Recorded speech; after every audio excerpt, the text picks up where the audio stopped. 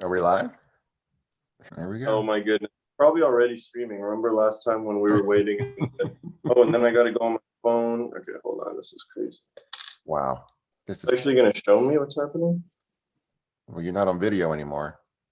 There it is. Okay, so let me go back to this. There you are. Just bear with us, valiant viewers. We'll one sec. We've been experiencing technical difficulties. All right. Why, hello there, vile and valorous beings alike. Shams Nelson here from Pen and Blade, and Glenadorr here from Pen and Blade as well. Or wait, where are you from? Are you from Pen and Blade? I think so. I didn't actually. You're kind of messing up my intro by being here. Let's pretend I'm not here. From at Glenadorr on with 2 R's Two on R's. Instagram. Okay. So that's where you're at. So I'm going on we're about to do some world building, and we're going to create out the map of Vilebane. Actually, I'm going to give you hosting permission. Oh, okay. And, will it let me? Oh, it might not let me. It might not let you. If you're tethered to YouTube, it might not let you go. Yeah, if I just disappear and this is the shortest live stream ever, then the viewers will know why. Here we go. Make host. Right. You were the host now. That's a lot of pressure. All right, I look beautiful. That's great. Yeah.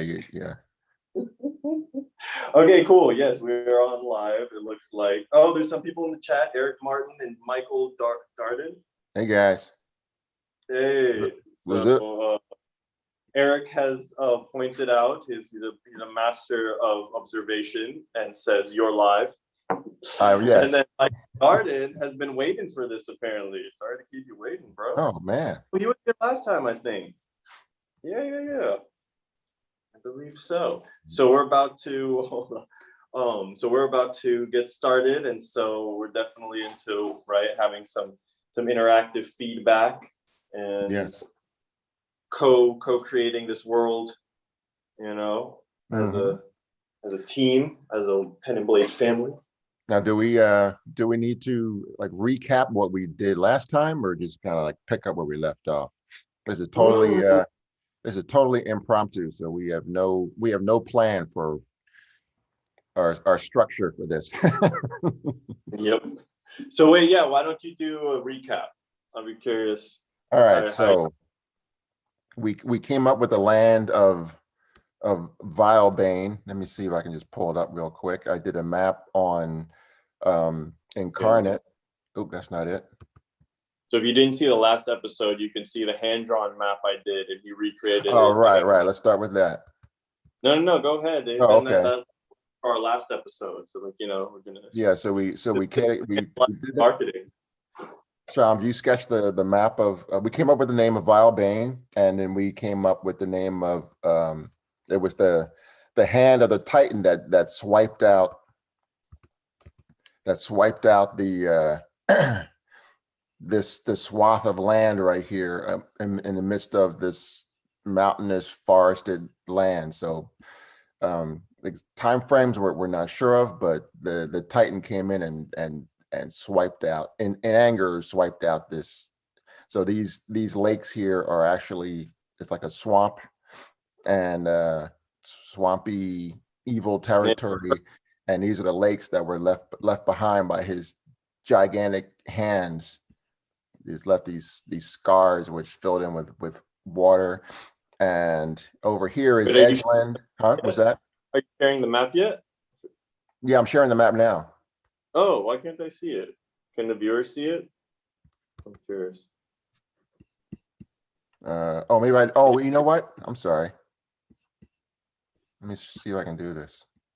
It was really cool. The map that he created is basically just like a super advanced version of the quick sketch that I did. It looks like very, very similar. Like, I don't know if you put them side by side. All right.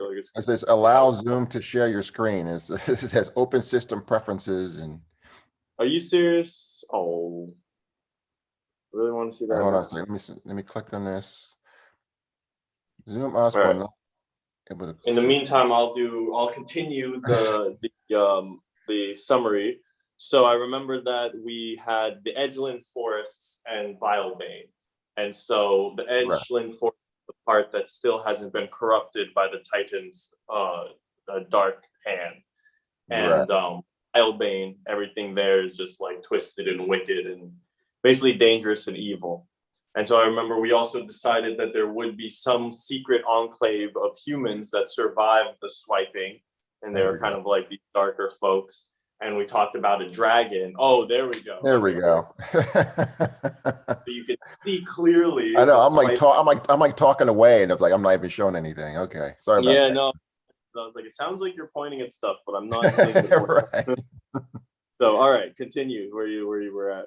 Yeah. So this is the map based off of the sketch you did last go around, and so I did this map in Incarnate, and so here is the swath of land that the Titan swiped out in the midst of this forested mountainous land, and he swiped that out. So you see the scars left behind is now like a swampy, evil lake area, and vile even.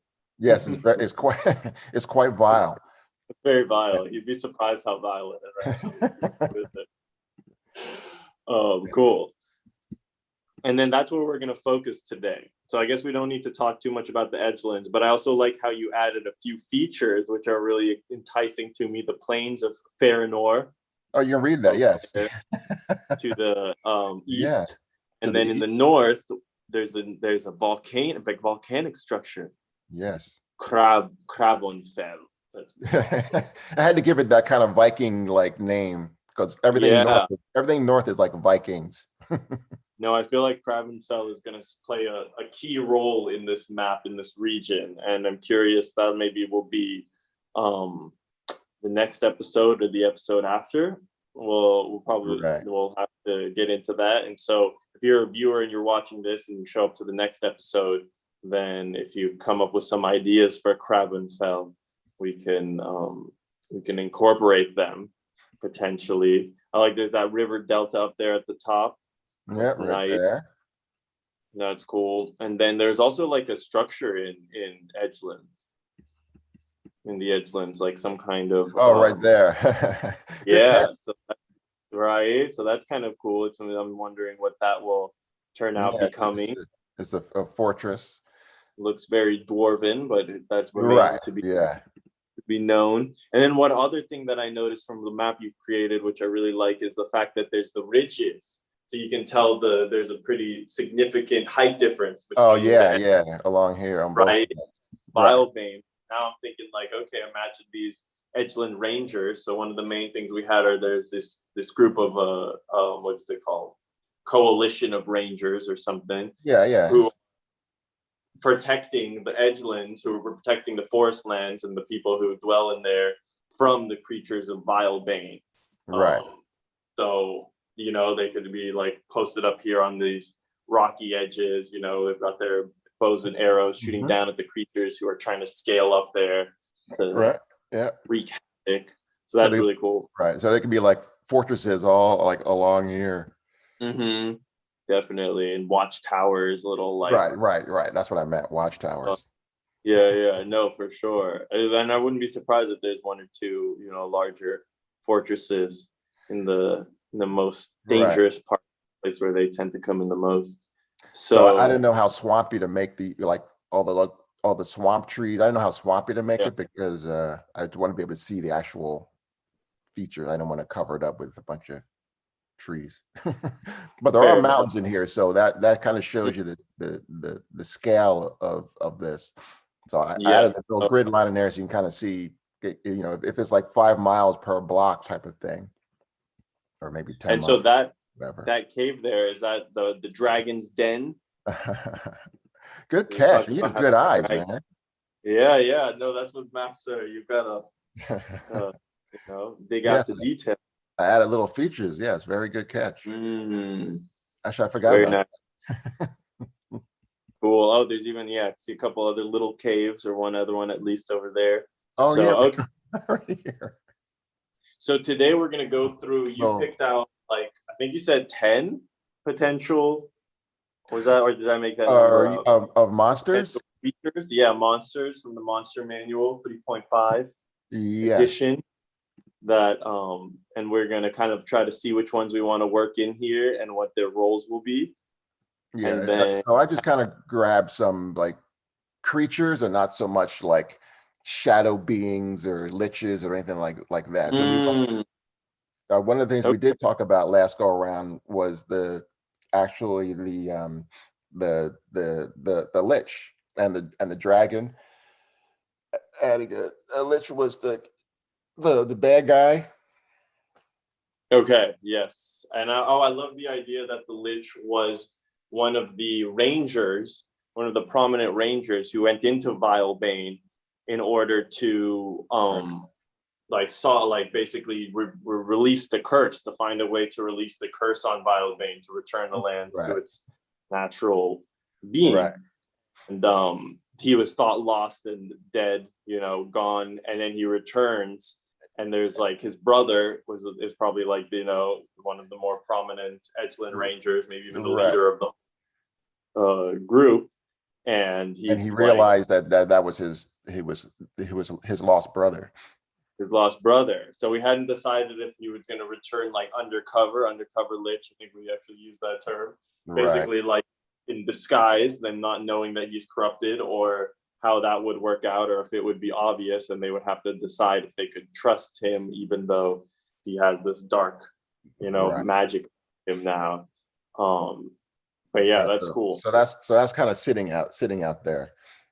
Awesome. Okay. So yeah, so let's go through the monsters, and then people who are in the chat, you can, when you see a monster, you can type yay or nay, or maybe also with a number 1 to 10 on how 10 Right. being the monster needs to be part of Vilebane, and 0 being this is inappropriate and unacceptable. Yeah. So I think I tried to pick just monsters and not so much, like I said, like shadow creatures or anything like humanoid creatures. I tried to pick like monsters. Okay. So here's the first guy. Is a bullet. Oh, is that, what is that? A basilisk, or what is that? Oh, I have it in yellow there. Bullet? Oh, I don't know what that thing's called. That thing looks awesome. Very vile. Very Vilebane. I could see it because it looks like a rock.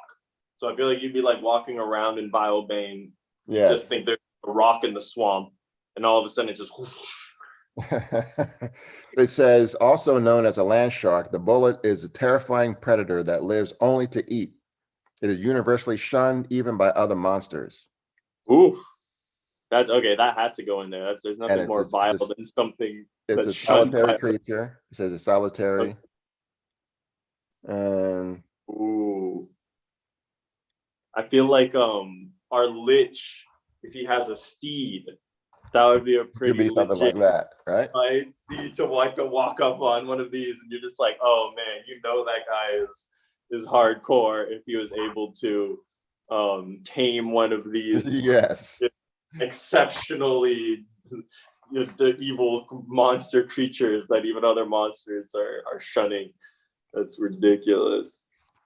So does it have any like special abilities? Like, does it, I don't know, like shoot acid or have any magical abilities or anything to say, or it's just this intense land shark? It's an intense land shark, it looks like. Okay. Other predators rarely share territory with one for fear of being eaten. It has no lair. It prefers to wander above and below ground, and burrows beneath the soil to rest. It totally consumes its victims, clothing, weapons, and all its powerful stomach acids. Quickly to destroy armor, weapons, and even magical items.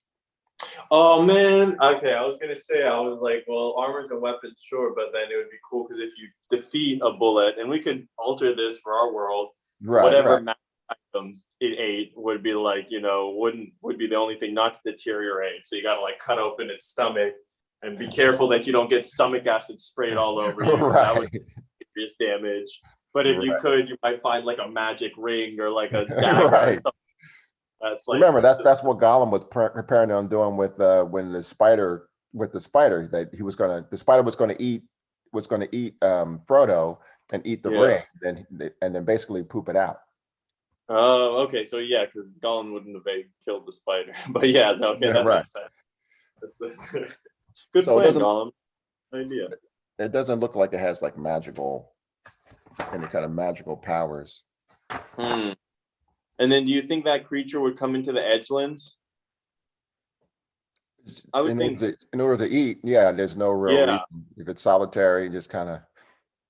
So it's like probably like every once in a while it might wander in there, you know, and Right. people got to watch out. But it's not probably the main creature that the Rangers have to worry about.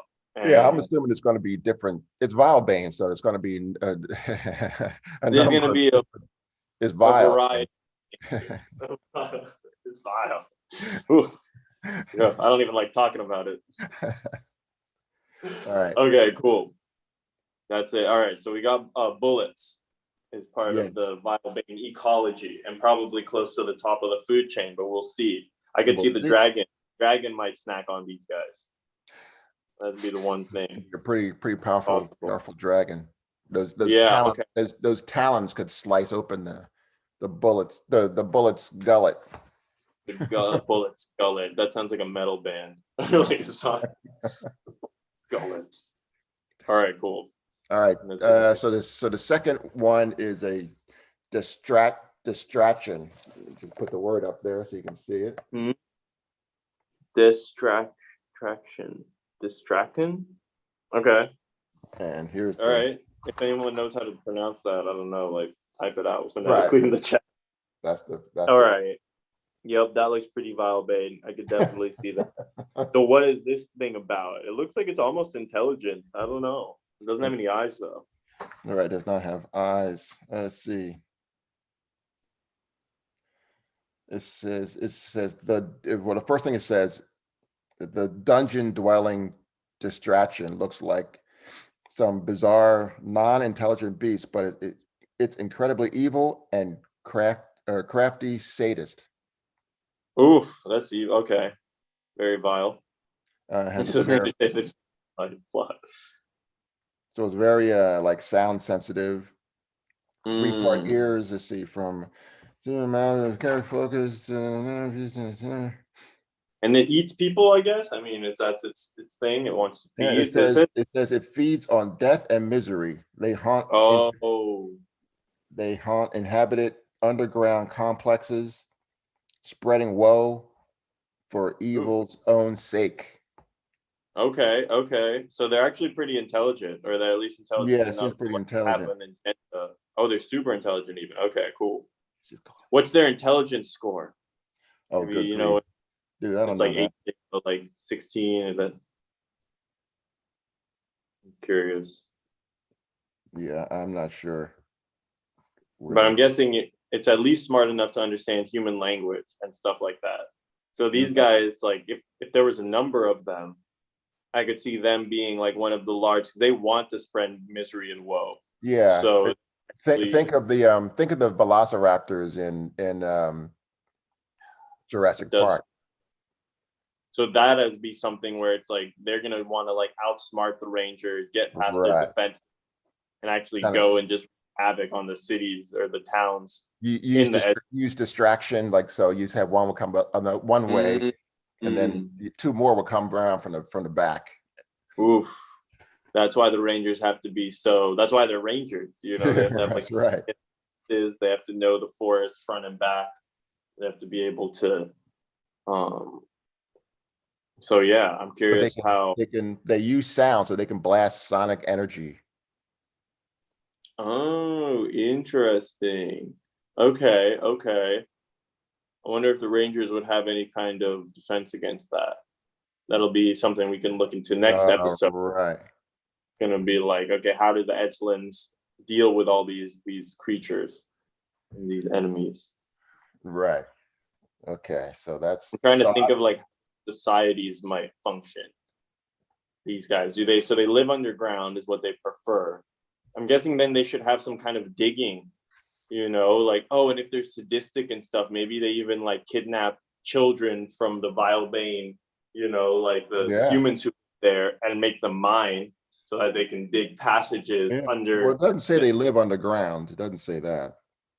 Or they, I guess the dungeons. That's what made me think Right. of that. And they don't have eyes, right? So they're like, Right. they don't have eyes, right? I think I saw that. Right. Yeah, they don't have eyes. Okay. I'll put it back up there. But I like the idea too that they kidnap. Well, I don't like the idea. It's horrible. Yeah. Oof, that thing is creepy. It's vile. But it really is, man. We went dark on this one. But I know.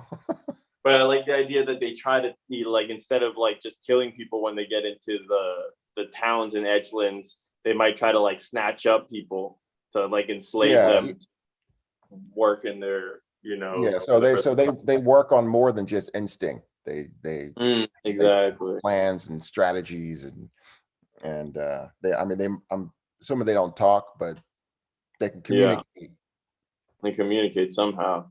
Through So sound. okay. They communicate with each other through sound. So That's their big weapon. An arrow. I'm not sure how they would take down a bullet, because I feel like the most arrows would just ricochet off that thing. It looks like, Yeah.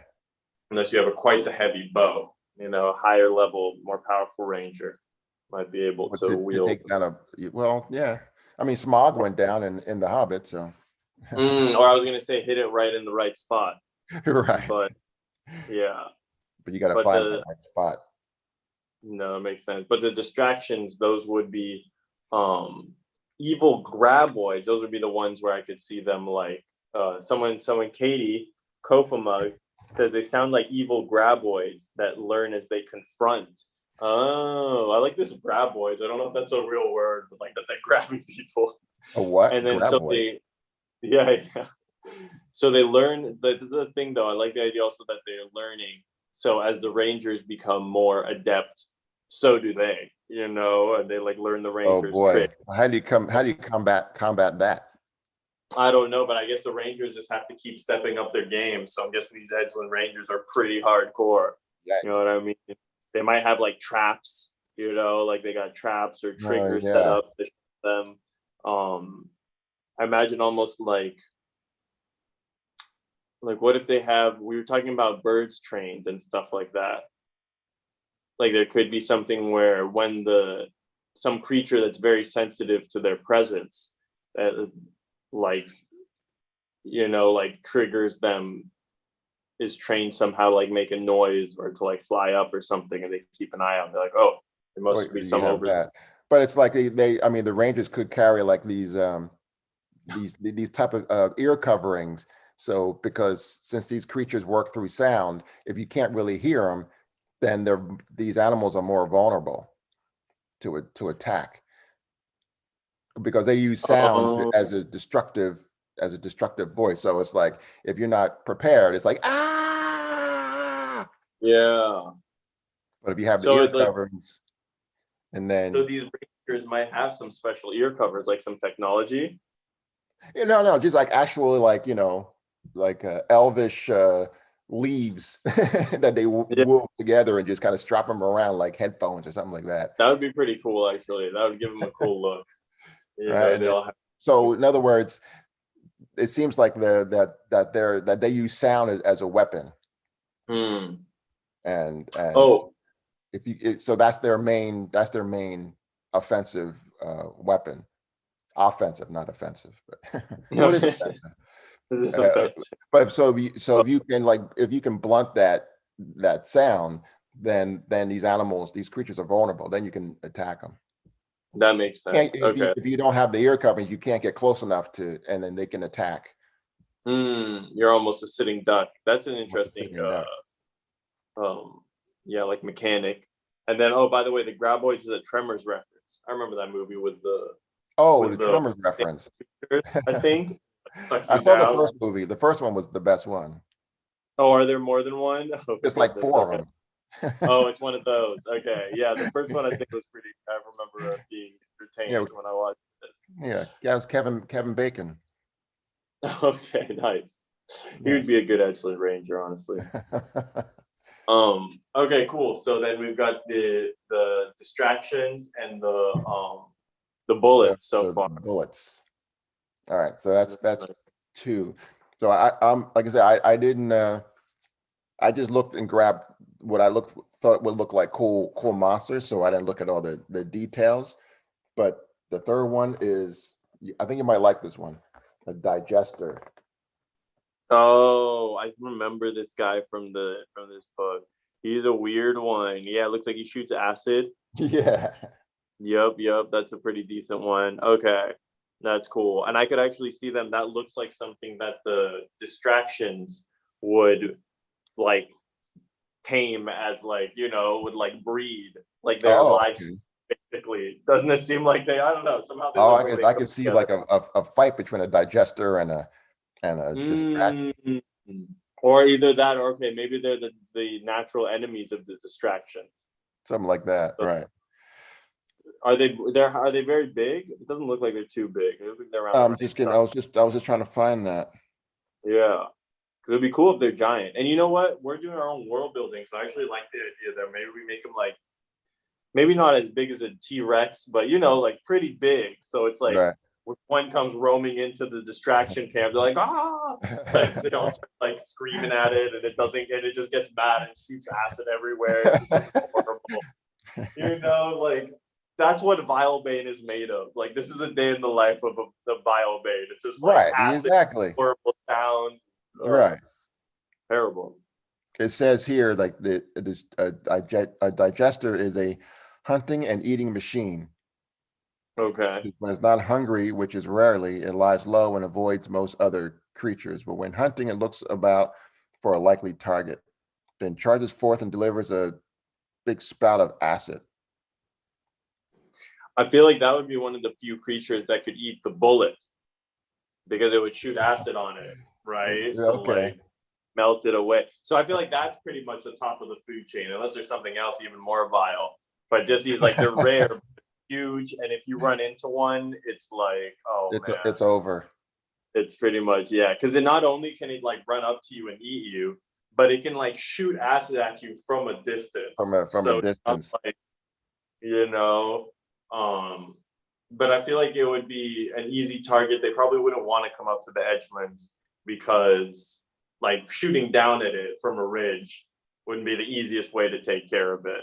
Like you'd see Right. it coming from a while, like kind of far Right. off because they're large, and you just start peppering it with arrows, and it's like okay, Right. it's Well, not it seems gonna. like it's more like opportunistic too. So if it's like Mhm. it's not going to go out, it's not going to go up the hill up Yeah, into Edgeland. It's going to stay. It's going to stay in the. yeah, It's going to stay down here in Vilebane. So it had to and like that's why. climb up. Yeah. Climb up into these cliffs. It's going to be at a disadvantage. No, that makes sense. And that's also why that like going into Vilebane is always more dangerous than just the edgelands. Like Right. there are things that come into the edgelands, but if you go into Vilebane, that's like a whole nother level of danger. Even the rangers like, won't want to do that. Right. Oh, excuse That's me. cool. I like that. See. So yeah, it seems like it's more like opportunistic. So it's not going to run up the hill up into Edgeland. Makes sense. So all right, so we have to do actually people live in Vilebane, or is it just like devoid So of uh, evil community? no, yeah, I like the idea that like it used to be all one big forest, and then this was like swiped. So most of the people probably perished in the swipe, but some of them between the fingers would be, there's Right. probably a couple settlements and stuff, and these people also got corrupted. So Okay. somehow they're the more like they're kind of like the So kin. they're like they're like the Easterlings in the Lord of the Rings. Exactly. Yeah. And so I also really like the idea. One idea that I was thinking of contributing here was the idea that the ranger that becomes the ranger lich, actually like went into Vilebane, found one of these human settlements, and recruited some of the like top, the strongest individuals from there, and created like a team to go Right. and fight the dragon or whatever he came down there to do, or to find these lich powers. So it kind of like gives you like this little you know, like kind of dark Justice League or dark like superhero group where it's like, okay, these guys have their own speciality. One might be a barbarian, one's like a rogue, you know, and he's like this leader. And so when he shows up at Edgeland, I could see him with like, you know, like 2 to 4 sidekick types. Each one of like darker and more mysterious than the last. So I like this kind of it kind of makes a fun fun team to explore. Well, that's part of this too. It's like developing some cool characters. Cool characters. So that's actually, if someone's in the live chat who wants to contribute to the world building experience, if you want to come up with one of these sidekick characters to the Dark Ranger, the Lich Ranger, Ranger Lich. You got to come up with a good name for him. Archithador, you know, that's something creepy. But okay, cool. And then these guys would probably be the ones who also know how to deal with the creatures of Vilebane and navigate its swamps the best. You know, they can spot the difference, right? Like if you go, they'll know the difference between a rock and a bullet from like, you know, 50 meters up, whatever. They'll be able to be like, okay, that's not a rock. Like, and they're like, what do you mean that's not a rock? And you're like, we know what we're talking about. Like, just stay back. Just stay you back. can tell from the subtle sheen, it's refracting the light on the top ridge. Like that's not a rock, or it's just a little too smooth. Just a little too smooth. You can tell. So that's All right, this next one might be interesting. It's something we've all heard of. But this is humanoid though, but a ghoul. Okay, cool. Oh, okay. So this could be the ones. I mean, maybe the people who are ghouls. Could they be the humans we're talking about? That looks pretty dark. That looks pretty... Oh, yeah. No, it's like a humanoid, and it eats. It looks like it's eating a bone. It's chewing on some bone. I thought that was pretty cool. No, that is pretty cool. I mean, the Lich could have like his own little army of ghouls behind him as well. Could be another. For sure, that does sound like a Lich thing. Now, where would he have got? Now, okay, but like, should the humans, the humanoids, the people of Vilebane who used to be of Edgeland or used to be part of the forest, should they all just be like ghoulish, basically, like either like half ghouls? Yeah, or... it could be like you know, like shooting B-roll. Yeah. Wait, what do you mean?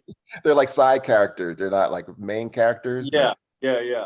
So you can have. And I'm wondering, like, maybe some of them are like completely far gone on the ghoulish side, but some of them still retain their human characteristics. Right, yeah, it could be variations in there, but it's like, you know, it could be like a werewolf, like when a full moon comes up, you know, it's like when it's a blue moon, it's like the ghouls come, you know, are out at night. So even the evil creatures and whatnot know to kind of just stay inside or whatever. It's like, because they know the ghouls are going to be coming out at a certain... something about like on the full moon, all of the humans that died in the first Titan swipe, they're like laying in the swamp under the mud, like as corpses basically, but they're not actually fully dead. They've been ghoulified. So there's like tons of like hundreds or thousands of these ghouls that like rise for just that one night when there's like certain metaphysical arcane energies from the moon, that animate them. And then it's like, okay, Vilebane on the full moon is the most vile of nights. Like, and you can see them swarming from Edgelands, like because the full moon is pretty bright. So you can see like all this activity and like just like that'd be crazy. The bullets are feasting. That's the best night for the bullets. They're just like, and the digester beast or whatever that thing was called. There's not a lot of meat on the ghouls, but for the creatures like the digester or the bullets who are always hungry, you know, any little piece of flesh they can get their hands on, it's worth it. A piece. No, that's great. Okay, that makes sense. Or it could be where the what do you call them? the evil creature, the Lich. I'm trying to think of the Lich. Yeah, the Lich can like create can create ghouls. He might sneak into a village. He's like, you know what, some of these ghouls got eaten by the different creatures, so I need more ghouls. So he'll go into whatever village in Vilebane and just like turn some of them into ghouls to resupply his army. That would be Like that's almost like the Walking Dead type of thing. Oh man, I wonder if it's like, could he be doing that secretly, and then he shows up and says like, "Oh, like you guys have a ghoul problem. Well, I'm an expert in the undead. Like I can help you solve that." But really, he's the one who's doing it in the Right. first place. All one big conspiracy. Right. Oh, apparently, Katie just gave us some insights into ghouls. She says the bone marrow is energizing, so there's some factual knowledge. Okay. Yeah, You added a little science to this. Thank you. Yeah. dropping facts over here in the comments. I didn't know. We want that splash of reality in there. So we're talking about their bone marrow soup, ghoul marrow soup. Oh, ghoul marrow soup, man. Oh, that's why the ghoul is eating that bone. I guess so. That's like oof. He's trying to get at the marrow. That would be an interesting thing, though, if actually it was energizing even for like humanoids. That could be a staple diet of the non-corrupt, non-ghoul type humans, like the less ghoulish ones. Right? And then so they're like, because that makes sense. Like they're gonna have to eat something, and pretty much everything in those swamps are vile. So it's like, okay, maybe ghoul marrow soup is one of the delicacies, or one of the delicacies. Using that word lightly. But yeah, no, that's interesting. That would be pretty. All right, I like that. And they kind of like, and then on the full moon, that's hunting season. So they've got to like collect as much ghoul marrow as they can. Who does? The like the humans of Vilebane who aren't like full ghoul, maybe they're like partial, like half ghouls or whatever, and that's why they can digest it and stuff too. And so it's like, oh, that would make sense because they're like partially ghouls, so eating the stuff that's in a ghoul is the same nutrients that's in their body. So it's like the ghoul marrow is like one of the most powerful. Oh, and then Katie says maybe it's addictive too. That would be a really kind of like a dark twist. These guys are like always needing some more ghoul marrow, and like, I don't know. Then it makes you even more ghoulish to eat it. Like so like, but it also makes I was wondering. It's like, does eating it make you more ghoulish or less ghoulish? I would think more, right? What do you think? I don't know. It comes like you have to eat more, get more of the marrow to de-ghoul yourself. The de-ghoul. Oh. So they're trying to get out of it. So they're always feasting on it. Like fire. Huh? Like fighting fire with fire or something like that. Or I could see like maybe when the full moon comes out, they become more ghoulish unless they're able to eat the ghoul marrow. Then the bone marrow, then that keeps them more human somehow. But it's addictive. So well, I think it's addictive because they like to be human, right? If they become ghoulish, like it gives them like an energized, or not human, but like conscious, it keeps them like actually being able to like think and be like a creature of free will rather than just like a zombie ghoul that just like like or it's a protection. Yeah, okay, that's why it's addictive. That's what Katie's kind of saying, where it's like protecting them so that maybe it's painful. Maybe it's not addictive so much because it feels good, but the process of becoming a ghoul is like exceptionally like painful and like dark and miserable. Right. So sure it is. Right. So they just want to eat this stuff so that they're like not in that kind of suffering. But getting out of it is also painful to the body. Getting out of being a ghoul, you think? Yeah. So there's either way, they're in bad shape. There's a lot of pain involved. Yeah, it's very dark. It's a very dark story. It is. Okay. Well, I've had something. Very what? Very vile. Very vile. Very vile. Next time, next series, because we talked about doing like one map. We'll work on this world for like 2 or 3 more episodes, maybe, and then we'll start a fresh world. and kind of like challenge ourselves to create all these different settings, I suppose. I thought so. Next time we got to act quickly. What's that?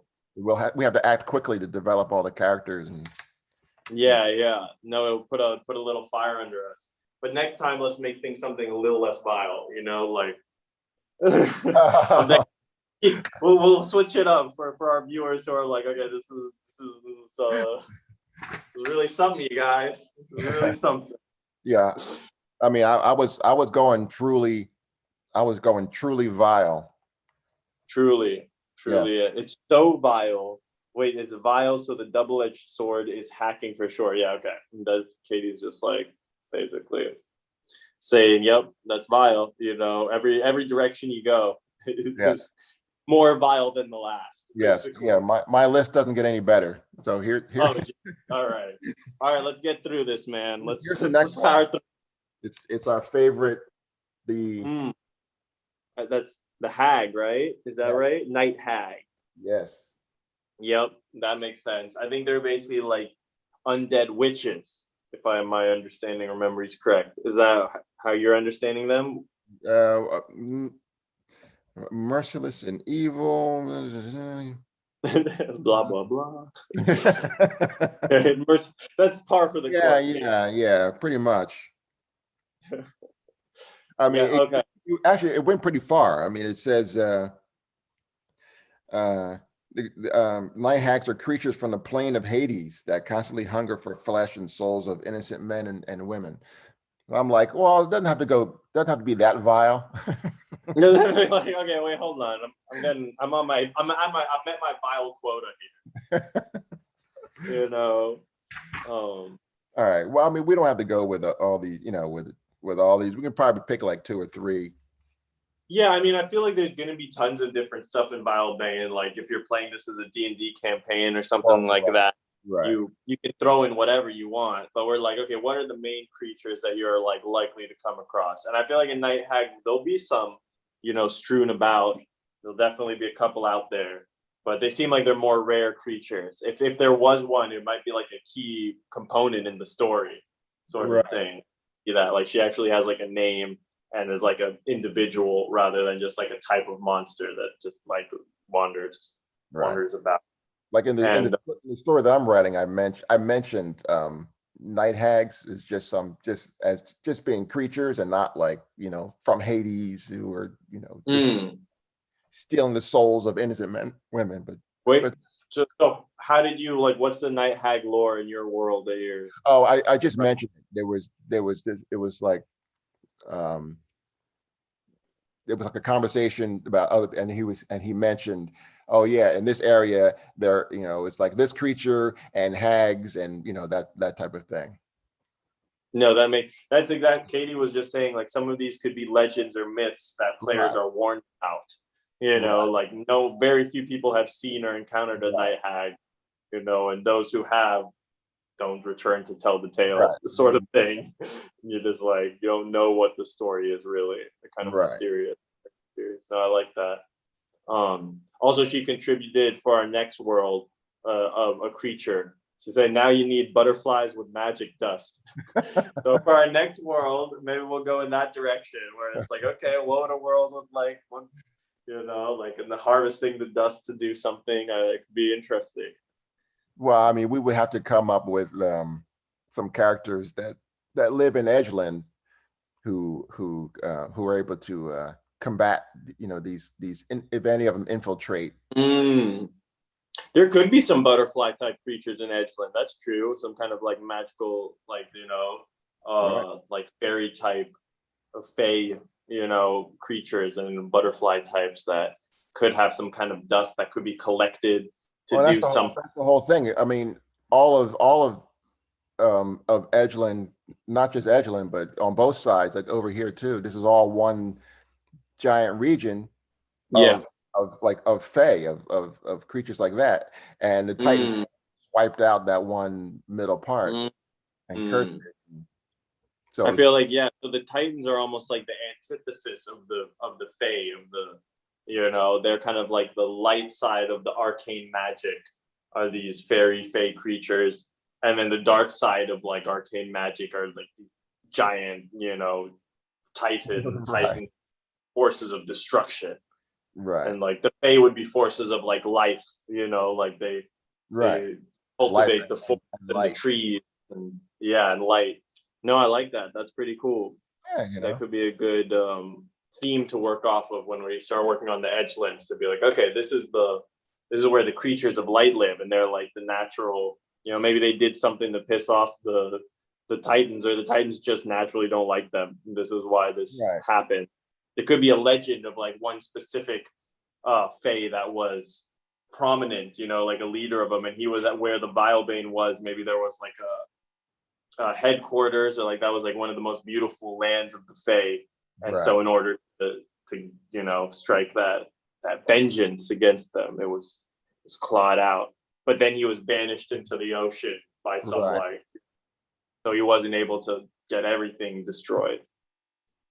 And then that's where, and that has something to do with Fell. You're in the I could see, volcano, right? right? He might dwell within there, or his like That, heart that is might locked be in where, the right, that volcano. might be where he lives. Interesting. Okay, cool. Well, that's the cool thing about. I always try to pick references from different movies, and like the movie Clash of the Titans, and Yeah. where it's like Liam Neeson played Zeus, and the guy who played Voldemort, he played Hades. He lived in Hades, and Yeah. Okay. but they were involved in the lives of the humans because they needed the prayers of the humans to survive. That's right. Yeah, that was a good. But I like that balance between them. right. So with Yeah. with the if it was a Titan that swiped out all of Vilebane, then it's them being involved in the lives of this realm, of the people of that. That's right. Okay. And I take it they're not like physical beings, these titans, because it's like he could live at Kravenfell and be like a human-sized person, but really he's this titan, and basically he's not like as bound to human form. He's more Right, like an elemental force of nature, like one of the right, primary forces that forged this physical realm. right. And same with the Fae, who maybe has been lost since Vilebane was created. No one has heard of Right. him or something. It's like, okay, like we're on our own now.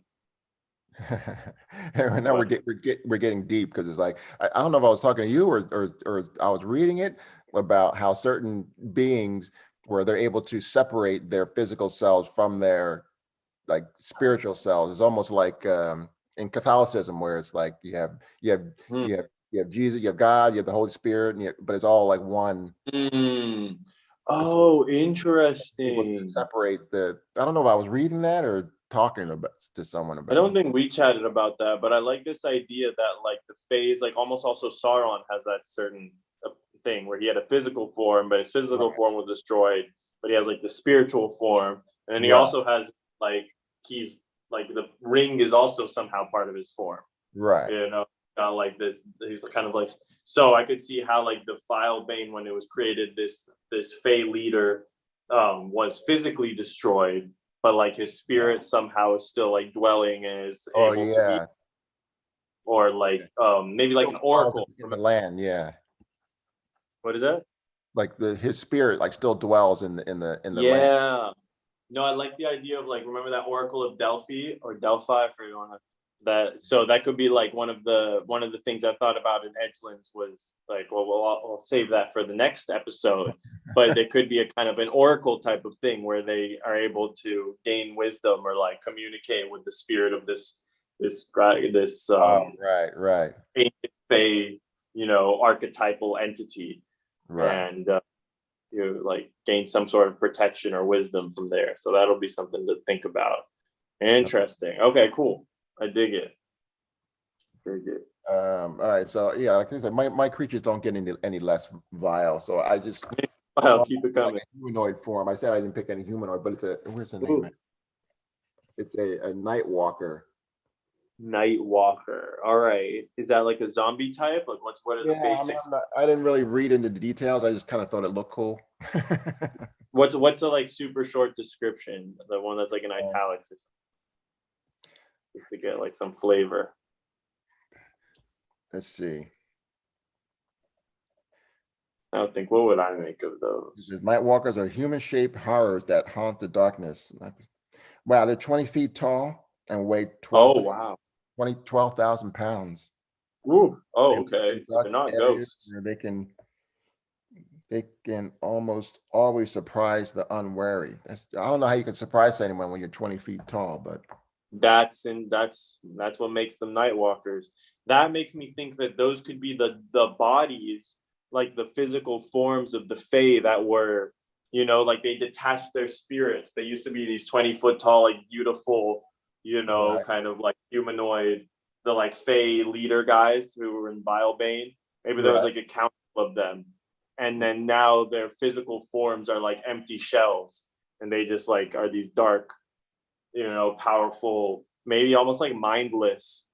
Just I don't know what they would do. They maybe just like are. I don't know if there's any kind of like ghoul army. Maybe these night walkers are like the lieutenants. Oh man, they would be something for sure. But I almost even like the idea that they're not necessarily dangerous, but they're just these hollow shells of like these ancient Right. beings that just kind of walk around the landscape and ignore everything. Oh, You wow. know, like Okay. endlessly wandering. So I could see like if you're making a D&D campaign, you could be like, oh, one of your quests could be to restore the soul of this Fey archetypal Fey, leader guy, to restore it to his body, which is one of these walkers. And so you've got to Right. find the walker and somehow do some kind of ritual, and I don't know, Ah, like that's interesting. an interesting way. And then it's like restored to like this guy who's like, I don't know, has like horns and leaves in his hair. And it's like half Right. plant, you know what I mean? He's just like some druidic, like super like Well, giant druid I like the idea demigod. of like it's like a legend. It's like it's rare, it's rarely seen, and you maybe it's like on a particular, when the moon shines a certain way, you'll see them kind of walking through the mists, slowly, like off at like at the top of a mountain or something like that. And Yeah. Ooh, like there could be even a group of them. They're always like 5 of them together, and they're like searching for their soul, and they just kind of like wander aimlessly well, throughout. I like the idea that they kind of like don't really interact with the actual people because they're of this world, but they're not of this world, and they're looking for they're just looking for their souls. Maybe it was snatched out by the Titans, that type of thing. And Yeah, exactly. That's what I'm thinking. That's cool. Phil, we have a special guest star here, Philcom. He's the programmer for Pen and Blade. I don't know if the dwarf that appears in some of the episodes, Dwarf okay, Rogue, our local Dwarf Rogue, and he's shocked to see us online because yeah, that's pretty much a long hiatus. But he's not mad, is welcome, man. Bring us some world building. What's that? he? He's not mad, is he? I don't know, man. I hope not. He looks kind of angry in his profile pic. Don't know if that's representative, but yeah, that's cool. Okay. All right. And What then do I we got got? it's just another creature. It's a purple worm. Oh, I love the purple worms. They're always like, I don't know, it's just cool. And I like that it's called a purple worm, like straight up. Yeah. No, that's Tremors, right? That's like Right. basically Exactly. that's just like a good random Right. hard creature that you could run into. I Exactly. feel like, right, not much Yeah. more needs to be said. I don't think Like there's like, wrong. Yeah, you're at the wrong place at the wrong time, and yeah, exactly. No, I don't. Yeah, that's cool. All right, it's got like, some oh yeah, purple my worms. cousin he got killed by a purple worm. Oh, and I feel like those totally could come into the edgeland because I think they burrow. So they Yeah. could just pop up into the edgelands at some point in the middle of the village, and cause Right. trouble and then leave and just as quickly. So that would be like that'd be something interesting to consider. How do they deal with those? Can they prevent them? Is there like, oh, maybe there are people in the edgelands live in the trees for that reason. So at least if they pop out of the ground, they've got like some buffer against, I don't know if that would really help, but whatever. Yeah. Who knows? Something. it's almost like you kind of have to figure out like what's going to contain these creatures to like Vilebane, or what's going to make one creature kind of come out into edgeland. Yeah, no, that's true. They've like, that's something. Oh, I could see like there are like scholars who study these creatures. You know, if there's a library in one of the edgeland forest towns or cities, a lot of the books written will be like, all right, like about purple worms, about bullets, about digester beasts, like how do we deal with Right. them, what do we know about them, you know, like what, maybe there's certain, like you can burn a certain type of bush or tree that the digester beasts don't like, so if one starts wandering Right. too close, you can like light this fire and it'll kind of, and then waft it in their direction and they'll usually leave or something like that. Okay. It'd be like some knowledge to help them Right. survive. All right, Phil's not mad. Phil's not mad. He's cool. He lives in the heart. Phew. Hey, you can That was a close. never be sure. So just have to. Yeah. Cool. All right. I don't want to step on any toes. So what else?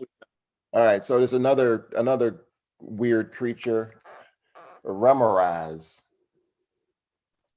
Oh wow! Yes, I remember seeing that, and I never really knew. It's like a, it's like a dragon centipede. Like, what is that thing?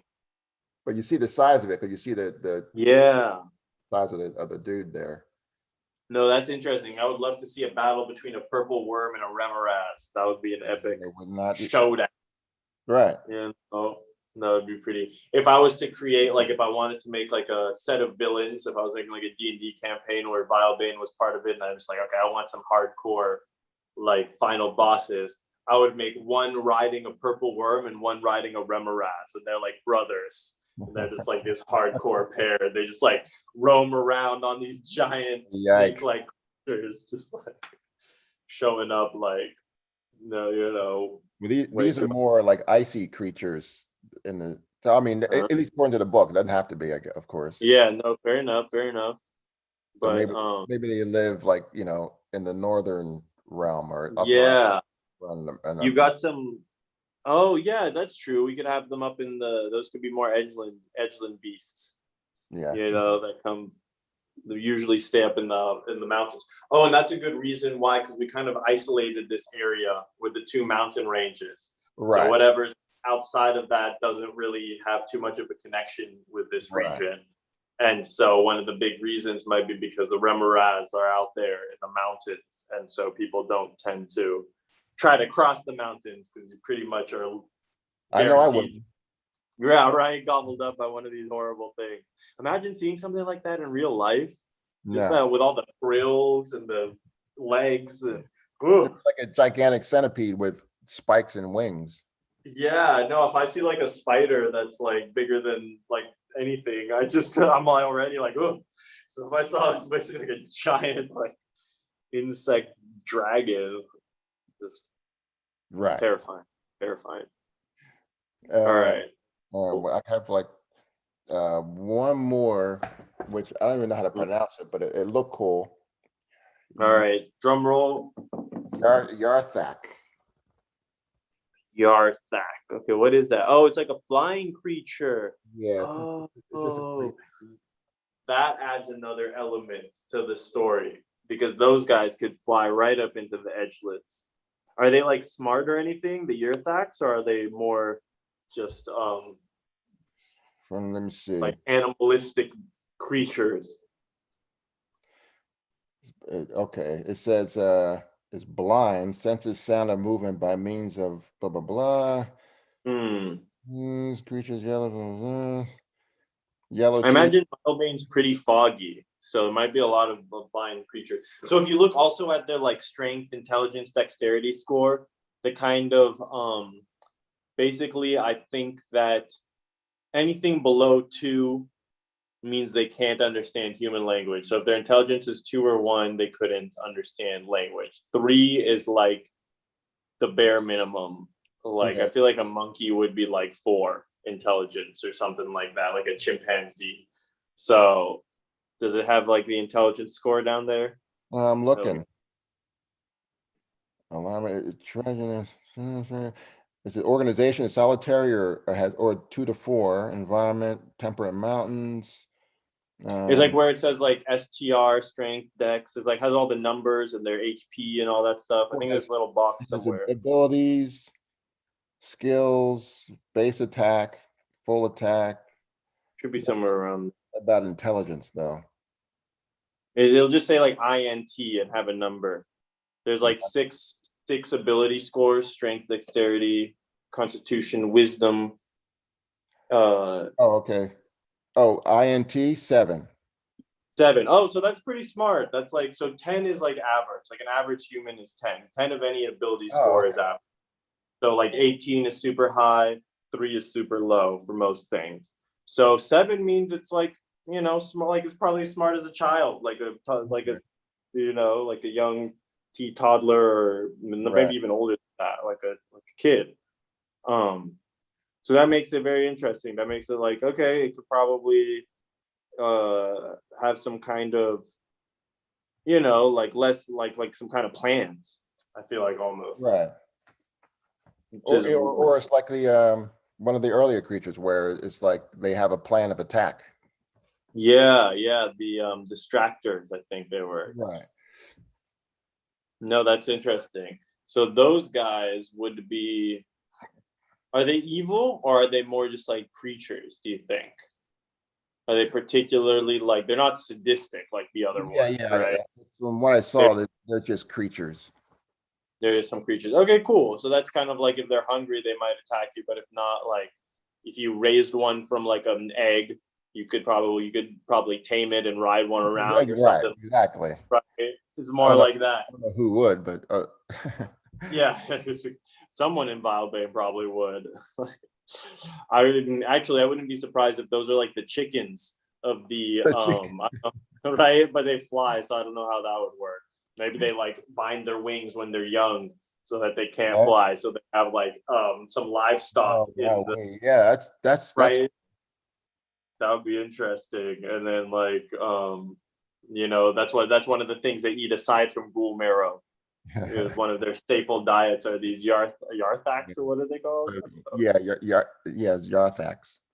Yarthax. That sounds like a kind of like a yak, you know, it's like the yak of Vilebane. Yarthax. Let's see. I'd already turned the page.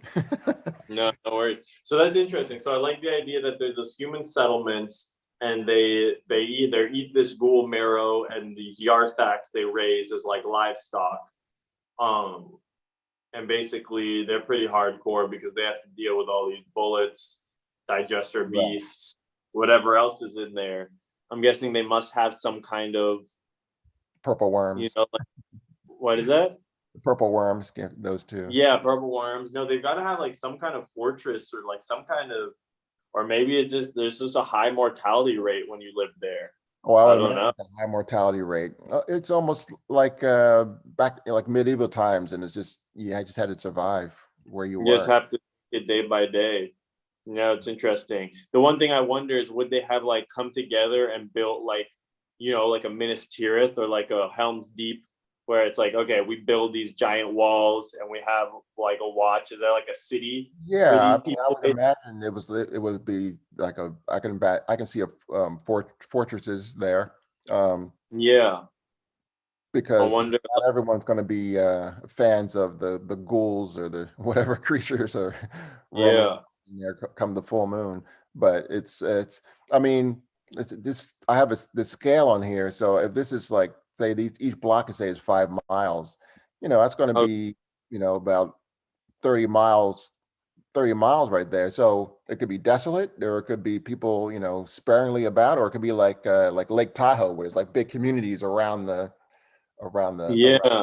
because I mean, we're even when we zoom in, we're still like zoomed out really far, because these are mountains. So you can have a whole community of 1,000 people just living like right along here, you know, right along the water. And no, I mean, I like the idea almost maybe that there's just one main refuge left. Like there's little settlements of people that might like live like hand to mouth and are kind of more nomadic and have to just imagine there's a lot of that, like nomadic, and you know, their clothes are torn and but then would there be like one city where it's like, okay, a group of them, a larger group right after the original, the corruption Right. occurred, they banded together. There was already a city there that like was in ruins but survived, and they were like, okay, we're gonna stay here and create like a culture, and we're gonna like have, that's where we'll raise Yeah. these yarthaks.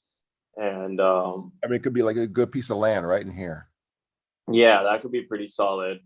And it wouldn't even have to be a huge number of people. I feel like it would still probably be like, you know, I mean, and then so I'm thinking that could be a cool setting to like imagine. I'm just kind of thinking of like different things you can add to Vilebane to give it like, okay, here's this thing, here's that thing. Right. Oh, are we keeping the idea of the dragon, by the way? Because I feel like that affects the edgeland forest.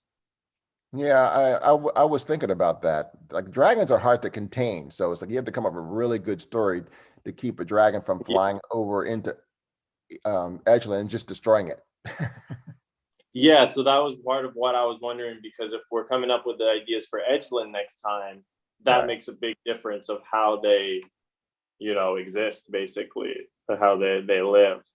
Um, I wonder if, because also they're like in the uh uh the manual, there's good dragons too.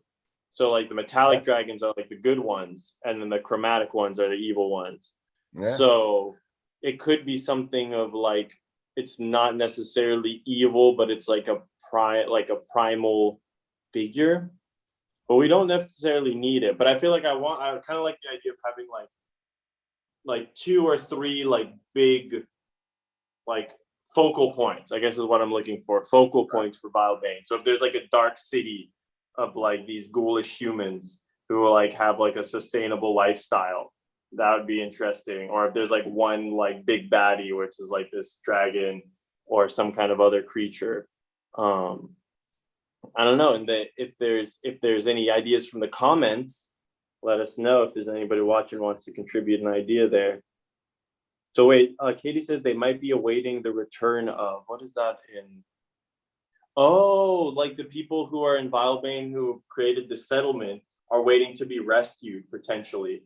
The one sacred sanctuary.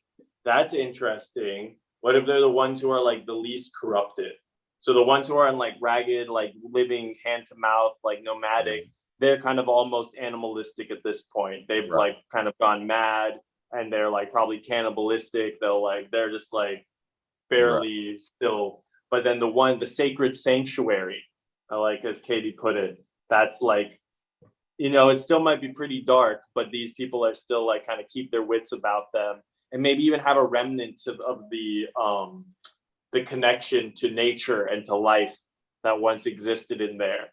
They kind of Right. have like a subtle, like some kind of twisted practice compared to that.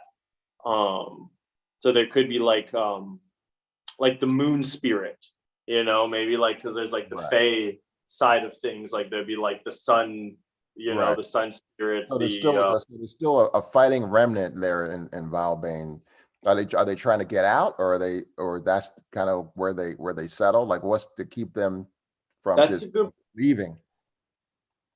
maybe it's just too dangerous. Like, is the area between Edgelands and where the sacred sanctuary is, it's like that place is just infested with all these creatures that we just mentioned, and there's almost no chance of crossing that land. It's just like a death wish. So it's like they found a spot in the mountains that's defensible. Like they're like kind of huddled up there in a crevice, basically with a wall, and they only go out at certain times, and they do things very specifically. They raise their, or maybe they never leave the sacred sanctuary. It's just like a law that like, no, you don't pass the outer wall. You know what I'm saying? Like if you do, Or, you're gone. it could be an entire like underground city, like dark elves Oh, live underground. that's good. I like that. And they Really just cool don't come up to underground the city. surface, because the surface is just a death wish as far as Right. they might actually still even be human. They might not be Right. corrupted at all, right? They're like, they might be kind of dark elfy because they've been living like super pale. Maybe they're blind too, because they live in total darkness all the time. Yeah, But they still have I this, don't want to make them blind. okay, but yeah, but they basically still have the same they're still humans. Like they're Right. basically the only ones who didn't get corrupted, and that's why it's called the sacred sanctuary. I Right. feel like there should be some kind of like protective magic around that one area. Like that's where like that. Maybe like maybe some of them like maybe they find a tunnel left behind by a an old purple worm and it leads Mm. to Edgeland Wait, and but then why wouldn't they have just left? It would be the question. oh, because they stumbled upon it. Maybe they just they happen to find it. They were looking for a Uh, way out, and maybe a whole bunch of them died trying to make their way there. And then it's like, let's follow this tunnel. I like the idea too that there was like a main city there, like a beautiful, thriving place. And then when that's what maybe that was what the Titan actually wanted to destroy was the main the main city where he was smiting off the face of the earth. And they got like pushed down into the swamp. So it's like the buildings went underground. And so like Katie was saying, there might actually be artifacts, books, oral traditions from the before times. Right. And it's what did you say? There might be a test to dwell in the one sacred sanctuary. Those outside didn't pass. So like the people who got in there, they were actually protected. There's some aura around this city because it used to be Right. such a light, Right. beautiful, And and it protects. that's what keeps out all the other creatures. Yeah, and keeps them from transforming into ghouls and stuff Right. themselves. So it's like, okay, we just don't leave this sanctuary, and maybe I could see there was like a tale of like some people who found this purple worm passage that went to the east and they tried to make a break for it, and get out of there, but Right. basically they were all destroyed or corrupted. And so like hundreds of years ago or however long ago they decided, you know what, it's safer if we just stay here. The best of us already tried to escape through this tunnel route, which is right there. Like it might be part of the city. Like you can go that way. We know the Edgeland Forest is in that direction, or we know that the ancient forest is that way. But like no one actually does it because it's not protected by the light, and you'll become corrupted and destroyed. Right. And there's probably a purple worm still living down there who doesn't come into the city because there's some certain aura about it that like repels out the evil creatures. And so that would be perfect because that's where the ranger lich we talked about. There'd probably be like maybe there's like a legend in the Edgelands that this sacred sanctuary still exists somewhere out there, and that they should go help them or find these people, and somehow there'll be a way to undo the curse of Vilebane. But instead of him actually finding the sacred sanctuary, he ends up becoming corrupted somehow and becomes another villain. Right. Which goes to basically, which is why the people stay in the sacred sanctuary, because people who leave the sacred sanctuary either die or become dark. Well, there was a neat scene in the Elder Scrolls videos where you remember that real tall lady and that Viking warrior. Remember that you told me that lady was like, she was like a giant basically, and I was like, no, I don't think so. But in the Elder Scrolls, yes, I recall. Yeah, but anyway, there was they went down into the, like there's a crevice right here. They went down into this crevice, and like these like vampire type creatures and the leaders all lived in this whole city underground. So that could be like where the lady lives. Yeah. There's that, and there could be like if the remnant that survives in Vilebane, they could they could live underground as well. I mean, this could be 30 miles apart, 20 miles apart, wherever we want to make it. No, that's cool, man. In their city underground, a lot of people, like I would imagine, would live underground in this type of area. Or maybe that's probably the safest place to be, unfortunately. Right. Another so my thought of, and actually I've got because I'm fasting, so I'm gonna be eating this lasagna, or feeling it, and I got to pop it in a moment. So we'll start winding down. But I think one cool idea would be, so if I was to create a D&D campaign, what I would do based on Vilebane would be that a message comes to the people of Edgelands from somehow the people from the sacred sanctuary. This is something that kind of Katie was mentioning, the thing that they want to return to the Edgeland forest. So they somehow send out a message saying that like the aura of like we've been living in this, is anyone out there kind of thing, like we live in this sacred sanctuary and the aura that has been protecting us for hundreds of years is diminishing and we don't know why, but once it disappears we'll be quickly consumed by all of the darkness in Vilebane. So like, please send someone to help us, to guide us back into the forest before it's too late. And so you as like an adventurer would team up with your, get the group of party together and be like, okay, we're going to do the impossible. We're going to find the sacred sanctuary and we're going to lead the people back through Vilebane, protecting them from all of the darkness and bring them back to the forest. That could be the great quest. Okay. But you have to. So you have to my fight. challenge to you. Yeah, go on. You have to fight a dragon though to get out of there. And you might. There might be. I feel like let's leave that in the myths and legends category. There might be a dragon sleeping somewhere in there. People have said that there's been a few like incidences that like, okay, there's a dragon about somewhere, but no one knows where and why he hasn't reared his ugly head in so long, or something. So, okay, if you were to create a story or a adventure, like the prompt for an adventure, what would you do based on this this world, like a Vilebane? Like what would be your version? Oh man. Yeah, we talked about a lot of stuff there. We talked about a lot. So yeah, is there one in particular that kind of strikes your fancy and that you would, focus in on? Yeah, because I'm thinking they still have to get around the lich, so there's still that part of the story there. And but yeah, I mean, I like the idea of these I'm wondering how these people would get the message out to Edgeland, that saying that we're here and we're looking for a way out.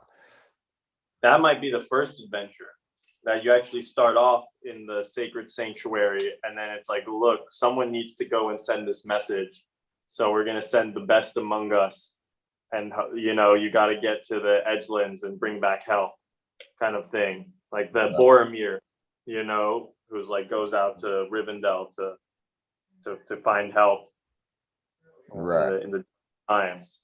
So that would be pretty cool. I mean, that could be a good start. All right. Well, we'll leave it at that. And then people who have watched this far, please leave in the comments below what tale you would, or what adventure you would run as like a D&D adventure, as a story from the lands of Vilebane. And next time we'll get into the Edgelands and see what kind of like Fae inspired, world building we'll do there. All right, so I came up with the evil creatures. I mean, you're going to come up with the all right. I can do that. I don't have a monster manual, but I'll come up with some ideas and then I'll pitch them to you. That would be even better. All right, perfect. No, I'm excited. I've already got one, the butterflies. So I'll work on that and I'll expand it. And all right, cool. I'll think about the getting the message across from Vilebane to Edgeland, from the people. Yes. That would be epic. And maybe the characters who would do that. Right. If you want to come up with specific characters, that would be awesome. All right. All right, cool. I think I'm going to sign off. And that's it. Thanks for joining us. Peace, God bless, and stay fantastic, everyone. Yes. I was wondering if you'd remember. All right, perfect. All right, stop share. Okay. All right, that's it. We're out of here. Oh, did you stop the live stream? Oh no, I stopped sharing. Stop sharing. Okay, wait. How do we stop the live stream? I think you might have to do it because you're the host.